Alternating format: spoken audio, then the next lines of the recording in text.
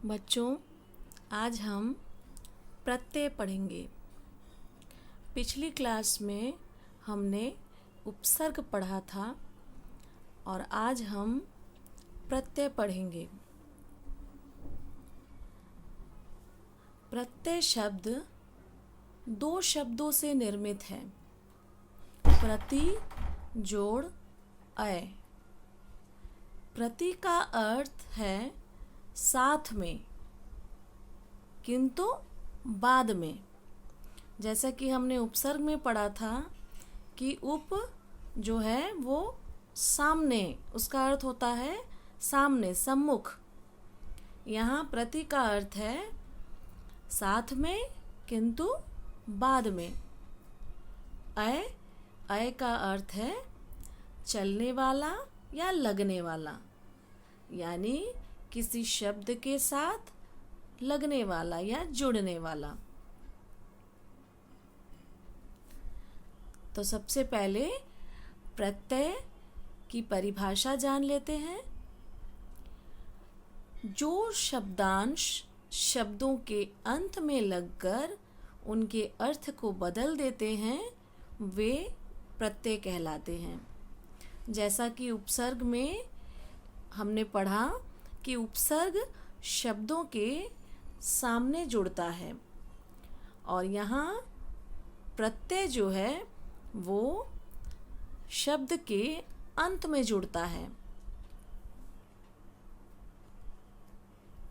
जैसे कुछ उदाहरण देखेंगे। मनुष्य, मनुष्य एक संज्ञा है, मनुष्य शब्द। तो उसके साथ जब हम ता प्रत्यय लगाते हैं तो वह शब्द क्या बन जाएगा? मनुष्यता। और इसको अगर हम ऐसा प्रश्न अगर देते हैं कि मनुष्यता शब्द में से मूल शब्द तथा प्रत्यय अलग करें तो इसमें मूल शब्द हो जाएगा मनुष्य और इसका प्रत्यय क्या हो जाएगा? ता। इसी तरह हंस, हंस यानी हंसना। तो हंसना एक क्रिया है यानी कि कार्य। तो हंस के साथ अगर हम ई प्रत्यय जोड़ते हैं तो वो हो जाएगा हंसी।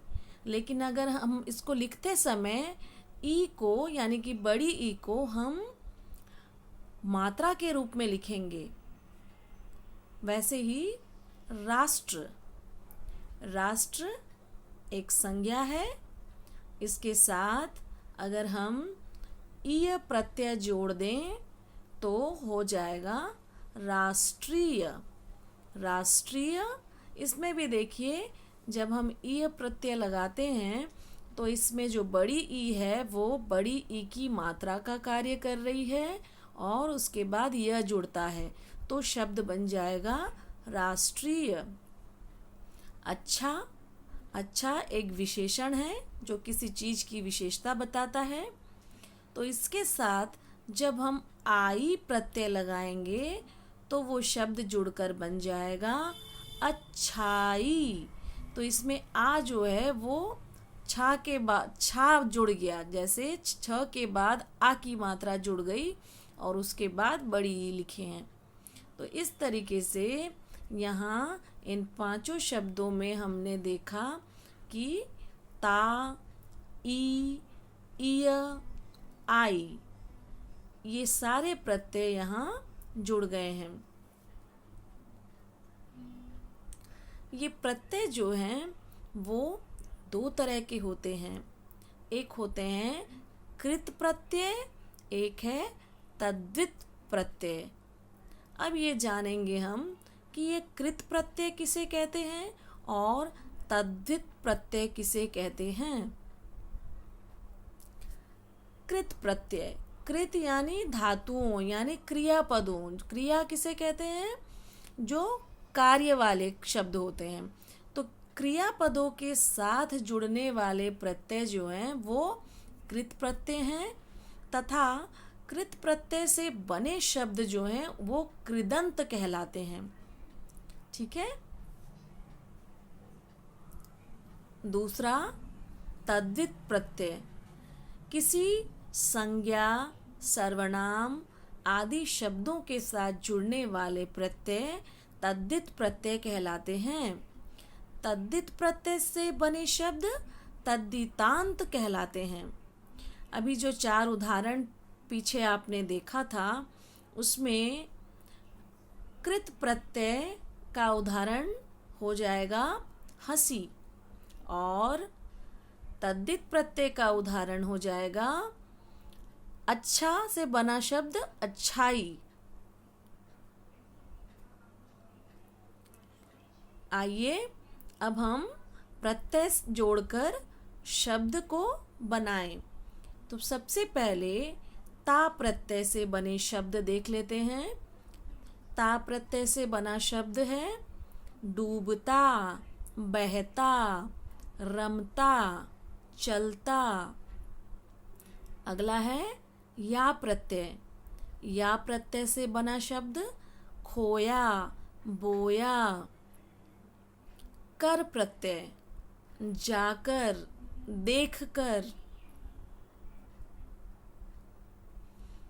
अगला प्रत्यय है औती। तो इससे बने शब्द हैं मनौती, फिरौती, चुनौती। अगला है अंत प्रत्यय। अंत प्रत्यय से बने शब्द हैं भिड़ंत, गढ़ंत। अगला है आवट, सजावट, बनावट, रुकावट।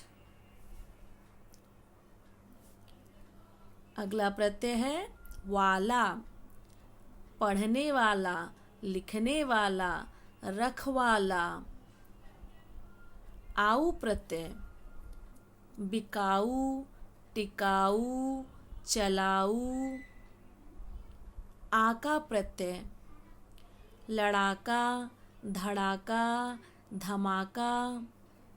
आप चाहें तो कुछ और शब्द जोड़ सकते हैं इसके साथ। अगला प्रत्यय है हारा, राखनहारा, खेवनहारा, पालनहारा। खेवनहारा जो नाव खेता है, नाव चलाने वाला। आख प्रत्यय तैराक।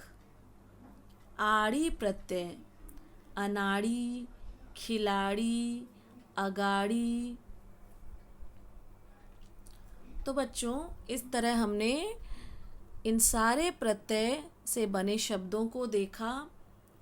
तो अब हम जानेंगे कि ये उपसर्ग और प्रत्यय में अंतर क्या है। पिछली क्लास में हमने उपसर्ग पढ़ा था, आज की क्लास में हम प्रत्यय पढ़ रहे थे। तो अब इन दोनों के अंतर को हम जानेंगे। तो उपसर्ग किसी शब्द के पहले जुड़ते हैं और प्रत्यय किसी शब्द के अंत में जुड़ते हैं। यही अंतर है दोनों में। तो उपसर्ग का उदाहरण आ उपसर्ग से हम शब्द बनाएंगे आजन्म। तो इसमें उपसर्ग हो जाएगा आ और मूल शब्द हो जाएगा जन्म। तो शब्द क्या बन गया? आजन्म। प्रत्यय का उदाहरण देख लेते हैं। भूख, भूख जो कि एक संज्ञा है। तो संज्ञा है, जैसा कि मैंने बोला था, संज्ञा और विशेषण शब्दों के साथ जब प्रत्यय जुड़ता है तो वो तद्धित प्रत्यय हो जाता है। तो जैसे ही भूख के साथ हम आ जोड़ेंगे, आ प्रत्यय जोड़ते हैं, तो वो भूखा शब्द आएगा। तो भूखा विशेषण हो जाएगा। तो बच्चों इस तरह से हमने उपसर्ग और प्रत्यय समाप्त किया। धन्यवाद।